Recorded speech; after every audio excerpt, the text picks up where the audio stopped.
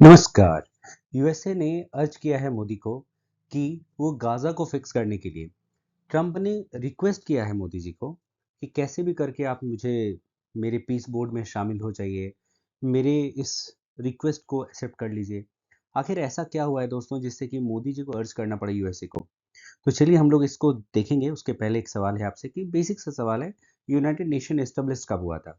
तो इस वीडियो का अंत में जानेंगे, आपको जवाब मिल जाएगा।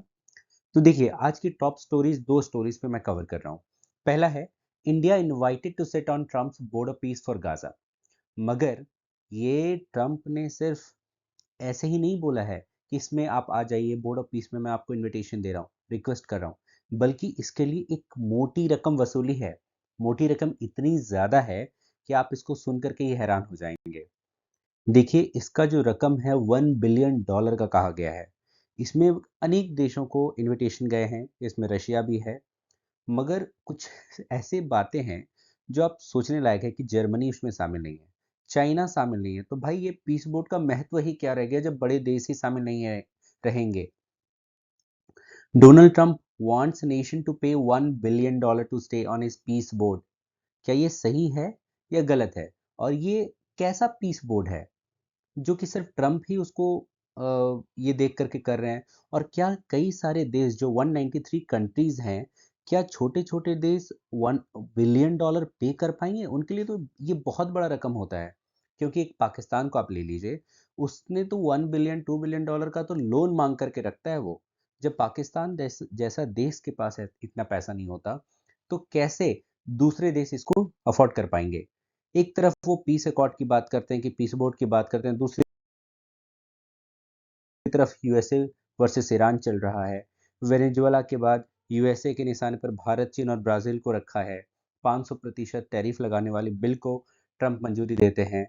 यहाँ पे तक कि अभी जो नया इशू आया है ग्रीनलैंड का, जो कि मैंने पिछली वीडियो में भी बताया, 10% टैरिफ का प्रपोज किया है। और 1 जून से 25% का। जब ये इतनी बड़ी टैरिफ की बातें करते हैं तो उनके मुंह से ये जो पीस बोर्ड का वैल्यू है, ये बिल्कुल भी अच्छा नहीं लगता। इसका वैल्यू नेगेटिव हो जाता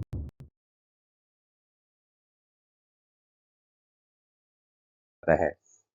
आप एक चीज देखिए, डूम्सडे प्लेन, एक उनका एक शो पीस था कि भाई अब मैं न्यूक्लियर अटैक भी कर सकता हूँ। तो ये सब क्या शो कर रहे हैं वो? एरोगेंस, ईगो, बहुत कुछ है जो वो अपने आप ही शो कर देते हैं। जब एक इंसान पागल हो जाता है पावर के नशे में, तो वो यही सब चीजें करने लगती है। तो ये क्या पूरे देश इसमें शामिल होगा? क्या पूरा वर्ल्ड इसमें शामिल होगा इस पीस अकॉर्ड में? मालूम नहीं है। किसी को भी कुछ पता नहीं है कि अभी क्या होने वाला, नहीं होने वाला, क्या इसको शामिल किया जाएगा, नहीं किया जाएगा। मोदी जी को रिक्वेस्ट आया, पुतिन को भी रिक्वेस्ट आया कि भाई आप इसको ज्वाइन करिए।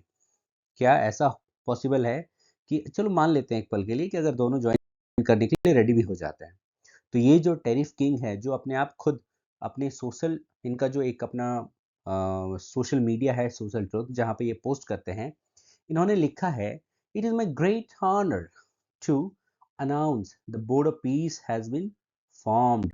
क्या ये सही है? नहीं, बिल्कुल भी नहीं। Is Trump mentally okay? एक और देखिए, ये जो गार्जियन का आर्टिकल है, इन्होंने यहाँ तक लिख ही चुके थे कि भाई ट्रम्प मेंटली ओके नहीं है।